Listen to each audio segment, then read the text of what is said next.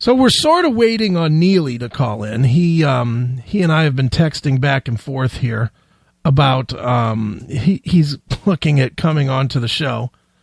But and of course he told me, just text me, I'm ready whenever. And I said, okay. So I texted him to call. Come on, Neely. And of course I get busy. I will call in a couple minutes. Oh, shit. Must be having a drink with Mick. Oh, no, he ain't with Mick. He just is. Don. Oh, okay. I think just Don. Oh, okay. They're very busy. Yeah, very busy. They're very busy out there in Philly. I don't want to know what the busy is.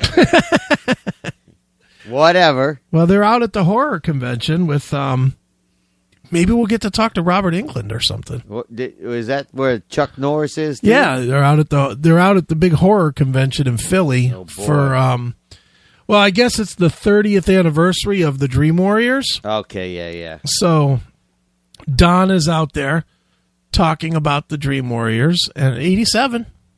Yeah. 97, 2000. Yeah. Fucking, we're old. Well, that's the first time I ever saw fucking Dokken was 87 when they opened for Aerosmith in Hampton Coliseum in Virginia. Don't want to dream no more. I can't remember, though, if we were even fucking interested. But you know what, though? That I think that was where I finally got into them, or kind of got into them, was that after seeing the show. Right. Because I was a fucking George Lynch fan. Okay. So no Lynch, no Dokken? That's right. God, you know me, Chris. Come on. No Lynch, Pilsen, Mick, no Dokken. No Dokken, huh? There you go. So these guys that are out there now, fraud. Yeah, that's right. Fraud. No, I got to admit, I mean, I'm not that big of a fan, but I do like, and you know me, I like the original band. Yeah. You know, that's where the fucking shit started. That's where the biggest hits have come from. Sure. Absolutely. So. Look, I mean, at this point, with the way our bands are, our era of bands, yeah, it's getting harder and harder to give a shit. Yeah, exactly. Because You're basically, exactly right. if you care who's in the band, then you might as well just say, I'm not going to listen to this shit anymore. Yeah. You know, now some of it I think goes way beyond reality. Like, I don't know if you saw, and this is not our music necessarily, but it is stuff I like, is the Eagles are going to tour with Glenn Frey's son. It's like... Why, is he dead too? Glenn Frey just died, yeah. Okay. Last year he died. Okay. I probably saw it. I just don't remember. Come on, how do you replace Glenn Frey in the Eagles? I know. I mean, he sang all the big hits. Yeah. Or a lot of them. He sang half of them. Yeah. Him on half and Don Henley well, on the others. let's face it. How many of them fucking... It's amazing that half of them guys are still alive anyhow, I know. You know? But still, when you lose that guy, it's over. Right. It's just over. It's not like losing... Who's that bass player with the long fucking hair? I can't even think. Timothy Schmidt? Timothy B. Schmidt? Yeah. Yeah, that guy could be replaced. Right. You know, that guy could go away. But again, you know me. No Timothy B. Schmidt. Right. No, No, go ahead. No, I was just going to say I'm 99% of the time I like the original shit. I mean, when obviously it's going to happen. Bands never stay together. Right. But the big stuff has come from and that's what you know. Okay, so let's play this out. I'm getting a text here reminding me that I was supposed to ask you a question about original bands. From who? From my girl Amy. Okay. Because we were talking that you were going to be on the show and how you hate everything except the originals. Okay. Well, hate's going a little far, but... Okay, so let's just say that Dokken always was Don, John, Mick, and Chris McCarville. Would you like them any more now? If they were the originals? They were the originals. Did the same songs. Did the same exact songs. Maybe. But so you would support just because they were there in the early days.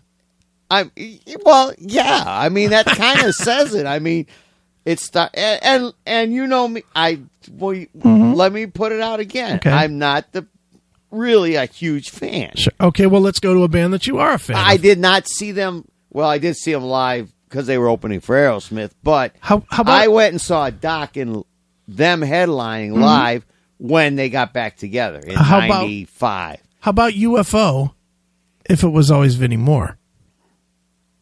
It was never Shanker.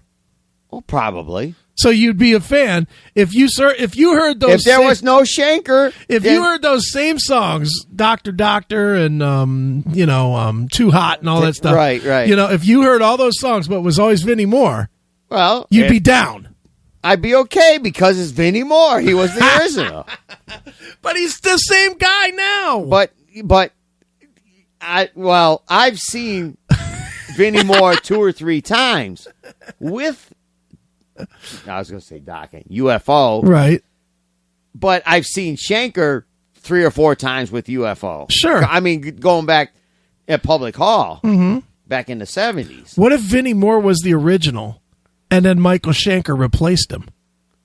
Well, Shanker is God. Would you think that it was less good though?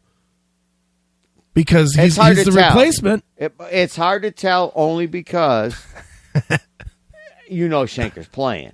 Yeah. Shanker is a fucking god.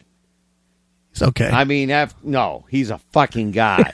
It's here it is. It's Richie Blackmore, Michael Shanker, and here you go. You're going to believe this one. Joe fucking Perry. Joe Perry. I like Joe Perry because he's a fucking raw son of a bitch. See, I would put Joe Perry above the first 2 that you named personally, but no, I love Joe Perry. Oh my god, but Richie Blackmore and Shanker are. There's who else is left? Don't even and Drake, if you're listening, fuck you and your Eddie Van Halen. I don't get me wrong. I think he's a great player, but I don't think he's nothing special. Eddie Van Halen, you don't think is anything special? I think he's a great player. Come on, dude. The whole fucking industry changed around him. Look, Lord knows I don't want to ever agree with John on anything because John is a fucking douche. But I can't really argue that one. Well, I'm not saying he's bad or anything. It's not that he's bad. It's that if you listen to 1977 back, right, and then if you listen to 1978 forward, one guy changed that whole sound. Well, but maybe this is because I'm not a huge Van Halen fan. I'll be honest with you. I'm not a huge Van Halen fan either. My favorite album was Women and Children First, and the first 2 albums, well, they're okay. That's just me.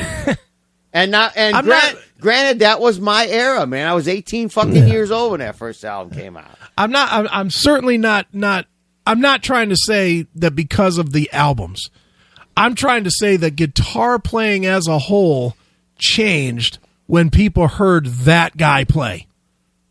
When they heard Eddie Van Halen, for better or for worse, all the hair metal came from Eddie Van Halen style. Absolutely it did. Your George Lynch's, your faster, more searing guitar sound came after Eddie Van Halen. Yeah, I mean, guys. No, I'm not going to argue. Guys that with you, like Blackmore, and I'm not shitting on Blackmore. Right. I'm really not. But he had more of a. He's more technical player. And a lot more groove. Same with Shanker. Yeah, a lot more of a groove player, where it's a feel.